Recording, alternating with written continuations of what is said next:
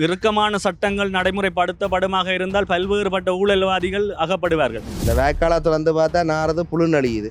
எங்கண்ட கடைகளுக்கு ஒரு சின்ன ஒரு கீறு வாழைப்பழத்தில் இருந்தால் பிஹெச் எழுதுறான். அனுரகுமார் அரசாங்கத்தால் உருவாக்கப்பட்டது. அதை நாங்கள் பூரணமாக வரவேற்கின்றோம். பல்வேறுபட்ட கலாச்சார சீரழிவுகள் தொடர்ச்சியாக இடம்பெற்றுக் கொண்டிருக்கின்றது. கிளீன் ஸ்ரீலங்கா என்பது வெறுமனே ஒரு அழகுபடுத்தலோ மற்றும் வேலை திட்டமாக இல்லாமல் இதெல்லாம் சும்மா ஒரு போலி போக்குக்கு சொல்கிறாங்களே நடைமுறையாக தெரியலையே. அரசாங்கத்துக்கு எதிரானவர்கள் பிரச்சாரங்களை மேற்கொள்ளக்கூடிய சந்தர்ப்பங்களும் இருக்கு. ஒரு சோத்து பாசல் கொடுத்தவனும் உள்ளுக்கு இருக்கிறான். ஏன் என்னத்துக்கண்டு விசாரணை இல்லாமல் புனைமுறை மோசடி இதுவரைக்கும் அது தொடர்பாக எந்த ஒரு ஆதாரமும் வெளிப்படையாக தெரிந்தாலும் அது தொடர்பாக எந்த ஒரு கைதுகளும் இடம்பெறவில்லை. அதுகள் எல்லாத்தையும் ரிலீஸ் பண்ணத்தான் வேணும். இப்போ போராட்டம் முடிஞ்சது 1 மில்லியன்றாங்க, தலைமைப்பீட மில்லியன்றாங்க. மன்னார் மாவட்ட நீதிமன்றத்துக்கு முன்பாக துப்பாக்கி சூட்டு சம்பவம் ஒன்று பதிவாகியுள்ளது. ஒரு சோத்து பாசல் கொடுத்தவனும் உள்ளுக்கு இருக்கிறான்.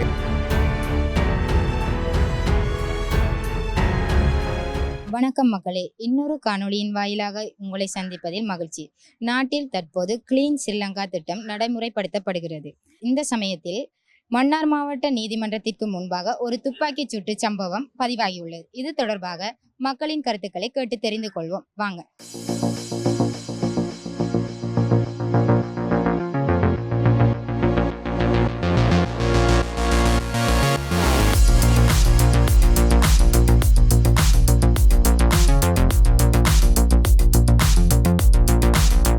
வணக்கம் ஐயா. வணக்கம். எப்படி இருக்கீங்க? பரவாயில்ல இருக்கிறோம். நாட்டில் இப்போ கிளீன் ஸ்ரீலங்கா திட்டம் நடைமுறைப்படுத்தி கொண்டு வருகிறது. அதை பற்றி உங்களோட கருத்துக்களை? கிளீன் ஸ்ரீலங்கா பற்றி எங்களுக்கும் சந்தோஷம்தான்.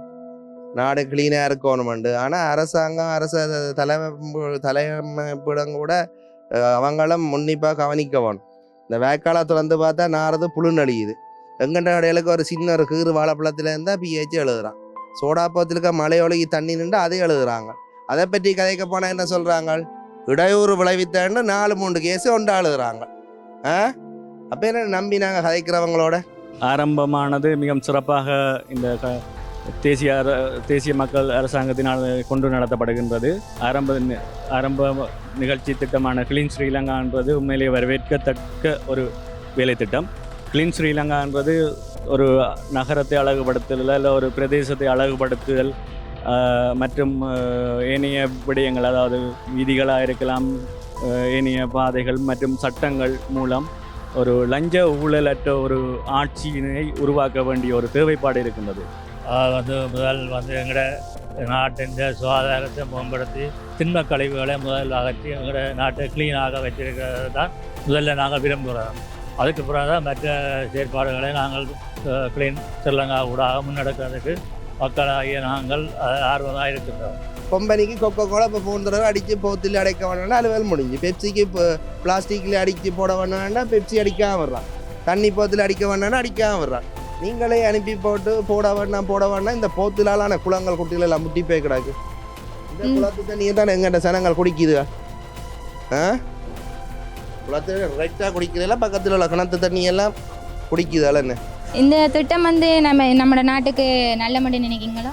இது நல்ல ஒரு விஷயம். அனுரகுமார் அரசாங்கத்தால் உருவாக்கப்பட்டது. அதை நாங்கள் பூரணமாக வரவேற்கின்றோம். அந்த திட்டத்தால் நாடு முன்னேற்றம் அடையும், சுபிட்சம் அடையும், மக்கள் நோய் நொடி இல்லாத ஒரு பிரஜைகளாக உருவாக்குறதுக்கு இந்த கிளீன் ஸ்ரீலங்கா வேலை திட்டம் பூரண திருப்தியை மக்களுக்கு வழங்கும் என்று எதிர்பார்க்கின்றோம். இந்த திட்டத்தில் எப்படியான திட்டங்களை நடைமுறைப்படுத்தணும் என்று நீங்கள் நினைக்கிறீங்க? இப்படியான திட்டம் வேண்டாம். எங்களுக்கும் குழந்தைகள் பிள்ளைகள் இருக்கு. நாடு கிளீனாக இருந்தால் எங்களுக்கும் நல்லந்தான். ஆனால் நாங்கள் தனியாக செயல்பட்டோம். நான் 4 போத்தில் எடுத்துக்கொண்டு அதில் போட்டு ஒரு பெரிய யோசனையும் இல்லை. விடிய பார்த்தா இதில் கொண்டாந்து போட்டிருக்கிறாங்க போத்தில் கட்டு, கோழி செட்டை. இதெல்லாம் சும்மா ஒரு போலி போக்குக்கு சொல்கிறாங்களே நடைமுறையாக தெரியலையே.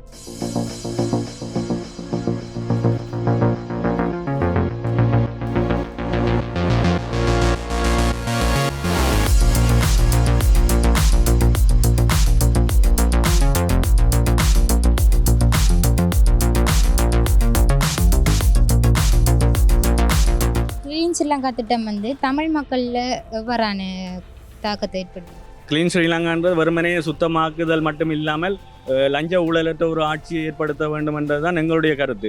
சாதாரண வாகனங்களாக இருந்தாலும் சரி, ஏனைய பொது போக்குவரத்துகளாக இருந்தாலும் சரி, வீதிகளாக இருந்தாலும் சரி, வடிகாலாக இருந்தாலும் சரி, உண்மையிலேயே சுத்தமாக்க வேண்டும். அதே நேரம் ஊழல் லஞ்சமற்ற ஒரு ஆட்சியை உருவாக்கி சாதாரண மக்களுக்கும் அவர்கள் தங்களுடைய வாழ்வாதாரங்களை மேம்படுத்தக்கூடிய வகையிலே தொழில் வாய்ப்புகளை ஏற்படுத்தணும். அதே போன்று பல்வேறுபட்ட தொழிற்சாலைகளை உருவாக்குவதனூடாக இளைஞர் யுவதிகளுக்கு வேலை வாய்ப்புகளை வழங்க முடியும். அதே போல் எதிர்காலத்தில் எங்களுடைய தமிழ் மக்களின் பிரச்சனைகள், இனப்பிரச்சனைக்கு ஒரு அடிப்படை தீர்வு கண்டால்தான் உண்மையிலேயே ஒரு சமத்துவமாக வாழக்கூடிய தன்மை ஒன்று ஏற்படும். திண்ட கழிவுகள்லாம் முக்கியமான ஒரு பிரச்சனையாக வந்து திண்ட கழிவுகளை அகற்றுவதில் பூர்ண ஒத்துழைப்பை வழங்குறதுக்கு மக்களும் தயாராக இருக்கிறோம். அதே நேரத்தில் பிரதேச சபைகள், மாநகர சபைகளும் அதுக்கு உரிய நடவடிக்கை எடுத்து உரிய வளங்களை பயன்படுத்தி இதில் அகற்றுவதற்கு முயற்சிக்க வேண்டும். கூடுதலாக மாநகர சபை, பிரதேச சபைகள்லாம் அதுக்கு முன்னுரிமை அளிக்க வேண்டும். அவைகளால் இந்த திண்ம கழிவு அகற்றலை செயற்படுத்த முடியும். மற்ற நிர்வாக தந்திரங்களால் இதை செயற்படுத்தலாம். இது வந்து மாநகர சபை, பிரதேச சபை, நகர சபைகளுக்கு உரிய வேலை திட்டம் தான். உண்மையிலேயே கடந்த காலங்களில் எங்களுடைய அரசாங்கத்தில் இருந்த முன்னாள் அமைச்சர்களாக இருந்தாலும் சரி, பாராளுமன்ற உறுப்பினர்களாக இருந்தாலும் சரி, ஏனையவர்களாக இருந்தாலும் சரி, உண்மையிலேயே உள்ளூர் அதாவது ஊழல்வாதிகளாகத்தான் பெரும்பாலும் அடையாளம் காணப்பட்டது. இன்றைக்கு இந்த நாடு வந்து இவ்வளவு அதில் பாலாதத்தில் தள்ளப்பட்டமைக்கு குறிப்பாக இந்த அரசியல்வாதிகளுடைய சரியான திட்டமிடல் மற்றும் சரியாக நிதி பயன்படுத்தப்படாமை தான் இன்றைய நாடு பொருளாதார பின்னடைவை சந்தித்ததற்கு காரணமாக இருந்தது. அதே நேரம் பல்வேறுபட்ட தரப்பினர், பல்வேறுபட்ட தொழில்துறை நிறுவனங்கள், அமைச்சுகளின் காணப்படுகின்ற திணைக்களங்கள் மற்றும் ஏனைய நிறுவனங்களினூடாக இடம்பெற்ற பல கோடிக்கணக்கான மோசடிகள், குறிப்பாக பிணைமுறை மோசடி, இதுவரைக்கும் அது தொடர்பாக எந்த ஒரு ஆதாரமும் வெளிப்படையாக தெரிந்தாலும் அது தொடர்பாக எந்த ஒரு கைதுகளும் இடம்பெறவில்லை. அதே போல ஏனைய விடயங்களாக இருந்தாலும் சரி, ஏனைய அரசு சார்பற்ற நிறுவனங்கள், குறிப்பாக ஸ்ரீலங்கன் ஏர்லைன்ஸ் போன்ற பல்வேறுபட்ட நிலையங்கள், மத்தள விமான நிலையம், மத்தள ஹாபர் போன்றவற்றை இன்றைக்கு பயன்படுத்தாமல் ஒரு பிரயோசனமற்ற வகையில் அந்த நிதி செலவிடப்பட்டு இன்று வீணடிக்கப்பட்டு கொண்டிருக்கின்றது. எனவே குறிப்பாக அரசியல்வாதிகள் எதிர்காலத்திலே குறிப்பான சரியான திட்டங்களை முன்வைத்து கிளீன் ஸ்ரீலங்கா என்ற வேலை திட்டத்தினூடாக ஒரு பிரதேசமானது அபிவிருத்தியான ஒரு மக்களுக்கு ஒரு சுபீட்சமான எதிர்காலத்தை அமைக்கக்கூடிய ஒரு வேலை திட்டத்தை முன்வைப்பதோடு மற்றும் ஊழல் மற்றும் ஏனைய சட்டங்களை வலுவாக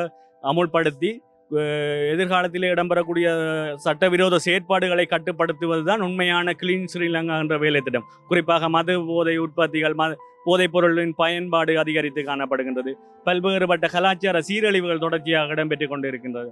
கிளீன் ஸ்ரீலங்கா என்பது வெறுமனே ஒரு அழகுபடுத்தலோ மற்றும் வேலை திட்டமாக இல்லாமல் பலதரப்பட்ட வேலை திட்டங்களை உருவாக்கணும். அதாவது பொது சுகாதாரமாக இருந்தாலும் சரி, கல்வியாக இருந்தாலும் சரி, ஏனைய அடிப்படை உட்கட்டமைப்பு வசதிகளாக இருந்தாலும் சரி, அனைத்து வசதிகளும் மெருகூட்டி மேம்படுத்தி எங்களுடைய மக்களுக்கு தரமான ஒரு பொருளாதாரத்தை வழங்கக்கூடிய ஒரு அரசாங்கம் செய்யக்கூடிய திட்டமாக இருக்க வேண்டும் என்பது என்னுடைய கருத்து. இந்த திட்டத்தில் நல்ல விமர்சனங்கள் நிறைய வந்தாலும் சிலாக்கள் விமர்சனங்கள், கருத்துக்கள் வேறு விதமாக இருக்குது. என்ன மாதிரி நீங்கள் அவைகளுடைய கருத்துக்கள் எங்களுக்கு வந்து சீரத்தான எதிர் விமர்சனங்களை பற்றி எங்களுக்கு வேற இல்லை, நாங்கள் அறியப்படவும் இல்லை. சில அரசியல் பழிவாங்கல்களோ அரசியல் அரசாங்கத்துக்கு எதிரானவர்கள் பொய்ப்பிரச்சாரங்களை மேற்கொள்ளக்கூடிய சந்தர்ப்பங்களும் இருக்குது. அரசாங்கத்தை வீழ்ச்சி உறுதி செய்வதற்காக இது சும்மா தேவையில்லாத பிரச்சாரங்களை மேற்கொள்வதற்கும் சாத்தியக்கூறுகள் இருக்குது. இந்த கிளீன் ஸ்ரீலங்கா திட்டம் தமிழ் மக்களுக்கு நல்லமா? தமிழ் மக்கள் உண்மையிலேயே ஒரு தமிழ் மக்கள் எதிர்கொள்கின்ற பிரச்சனைகள், அதாவது அரசியல் தொடர்பான பிரச்சனைகள் இருக்கின்றது, பொருளாதார ரீதியான பின்னடைவுகள் இருக்கின்றது, யுத்தத்துக்கு பின்னரான காலப்பகுதியில் மக்கள் எதிர்நோக்கி கொண்டிருக்கின்ற அசாதாரண சூழ்நிலைகள் பல இருக்கின்றது. சட்ட ஒழுங்குகள் உண்மையிலேயே ஒரு வரையறைக்கு உட்பட்டதாக இல்லாமல் பல்வேறுபட்ட தரப்பினரும் அதில் செல்வாக்கு செலுத்துகின்ற காரணத்தினால் சரியான முறையில் சட்டத்திட்டங்களை நடைமுறைப்படுத்த முடியாமல் இருக்கின்றது. எனவே அதுவற்றை ஒருங்கிணைத்து எல்லா பகுதிகளையும் கவனிக்க வேண்டும். குறிப்பாக கல்வியாக இருந்தாலும், சுகாதாரமாக இருந்தாலும், ஏனைய பகுதிகள் துறை சார்ந்த விடயங்களாக இருந்தாலும் கூடுதலான கரிசனை மேற்கொண்டு அந்த துறை சார்ந்தவர்களின் நிபுணத்துவ அறிவினை பெற்று திறன்பட செய்ய வேண்டும் என்பதுதான் என்னுடைய ஒரு வேண்டுகோளாக இருக்கு.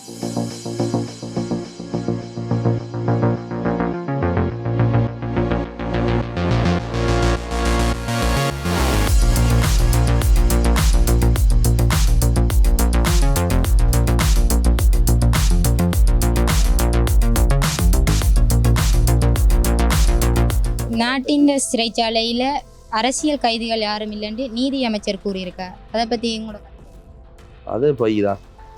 எல்லாரும் அரசியல் கைதி தானே இருக்கிறாங்க.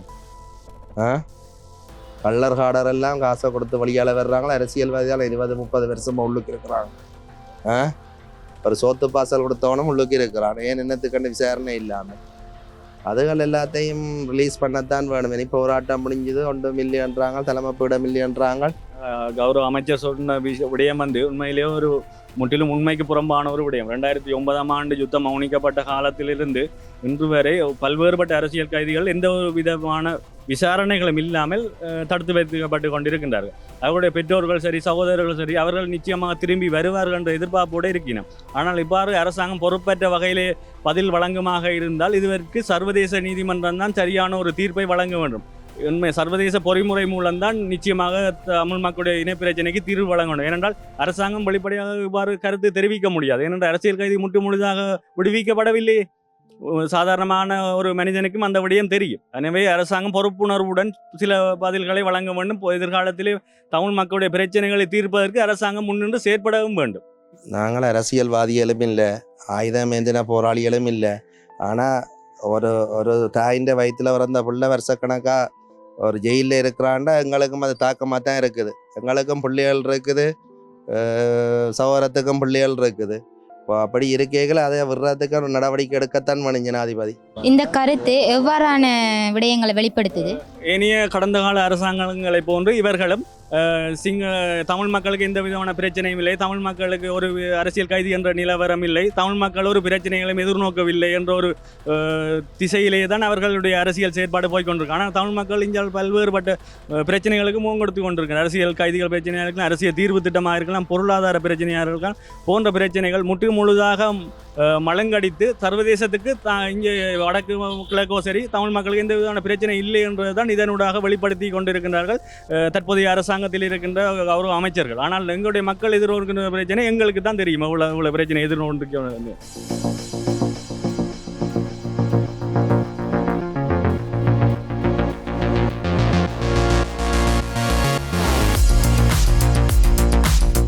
இப்போ தைப்பொங்கலில் சாமான்கள் வேண்டியிருப்பீங்க. அரிசின்ற விலை என்ன மாதிரி, பொருட்கள் விலை என்ன மாதிரி? பொருட்கள விலையேற்றம் மிகவும் அதிகமாக தான் இருக்கின்றது.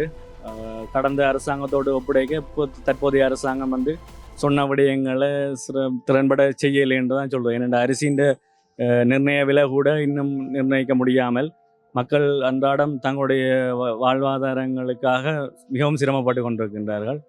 நிச்சயமாக எதிர்காலத்தில் விலைவாசிகள் குறைக்கப்பட வேண்டும். மக்களுடைய எதிர்காலம் வந்து சிறப்பாக அமைய வேண்டும் என்றால் விலைவாசி அத்தியாவசிய பொருட்கள் செய்ய வேண்டிய விலைகள் நிச்சயமாக குறைக்கப்பட வேண்டும்.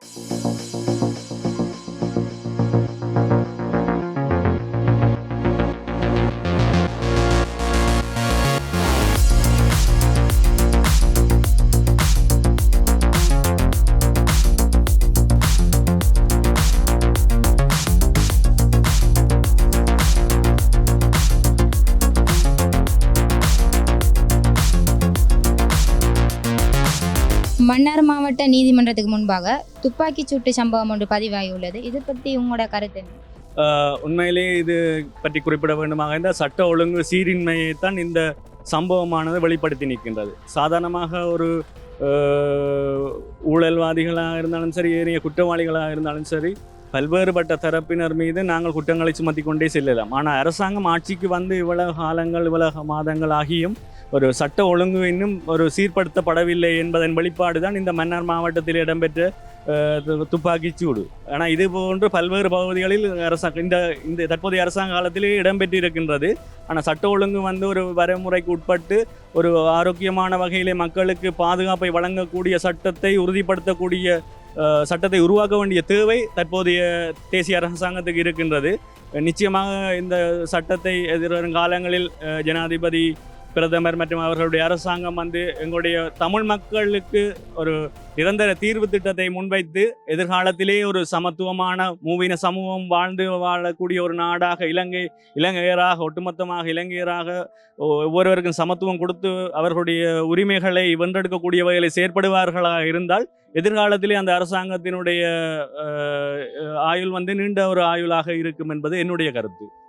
இவ்வாறான சம்பவங்கள் வந்து நீதித்துறையில் எதுவும் பாதிப்புகளை நிச்சயமாக நீதித்துறை வந்து துறை சார்ந்த வல்லுநர்கள் வந்து குறிப்பாக சட்ட ஆட்சியை ஏற்றுகின்ற பொழுது தற்போதைய அரசாங்கத்தில் காணப்படுகின்ற 3/2 பெரும்பான்மை உண்மையிலே அவர்கள் வந்து குறிப்பிட்ட விடயம் தொடர்பாக அதாவது ஊழல்கள் மற்றும் ஏனைய சட்டவிரோத செயற்பாடுகள் தொடர்பாக இறுக்கமான முடிவுகளை எடுக்கக்கூடிய ஒரு சூழ்நிலை தற்போது கனிந்து காணப்படும். என்ற பாராளுமன்றத்திலே மக்கள் பெரும்பான்மையான வாக்குகளை அளித்து அவர்களை தேசிய அரசாங்கத்துக்கு ஒரு அமோக ஆதரவை வழங்கியிருக்காங்க. எனவே இந்த அரசாங்கம் எடுக்கின்ற முயற்சிகள் யாவும் எதிர்காலத்திலே சிறப்பாக செயற்படுவதற்கு முன்னுதாரணமாக இருக்கும். குறிப்பாக நாங்கள் தற்போது அபிவிருத்தி அடைந்து வருகின்ற நாடு என்ற அடிப்படையில் நாங்கள் இருக்கின்றோம். ஆனால் அபிவிருத்தி அடைந்த நாடுகளில் சட்டவாக்கத்தை பார்த்தால் மிகவும் ஒரு வலுவான ஒரு சட்டவாக்கமாகத்தான் அங்கே இருக்கின்றது. ஏனென்றால் சட்டத்தை அவர்கள் வந்து தங்களுடைய குற்றச்செயல்களில் ஈடுபடுவது வந்து குறைவாக இருக்கின்றது. ஏனென்றால் அவ்வளவு இறுக்கமான ஒரு சட்டங்கள் குறிப்பிட்ட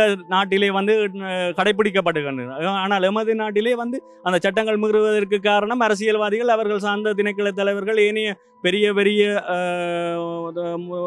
தனவந்தனர்கள் போன்றவர்களுடைய செயற்பாடுகள். ஏனென்றால் அவர்கள் எல்லாரும் நினைக்கிறார்கள் காசு இருந்தால் இதையும் செய்யலாம் என்று சொல்லி. ஆனால் அவ்வாறு இல்லாமல் அனைவருக்கும் சமமான உரிமை, சமத்துவம் வழங்க வேண்டும் என்ற அடிப்படையிலே ஒரு சட்டம் இயற்றப்படுமாக இருந்தால் நிச்சயமாக சிறு குற்றங்களில் இருந்து பெரிய பெரிய பாரிய ஊழல் மோசடிகள் வரை கட்டுப்படுத்த முடியும் என்பது என்னுடைய கருத்து.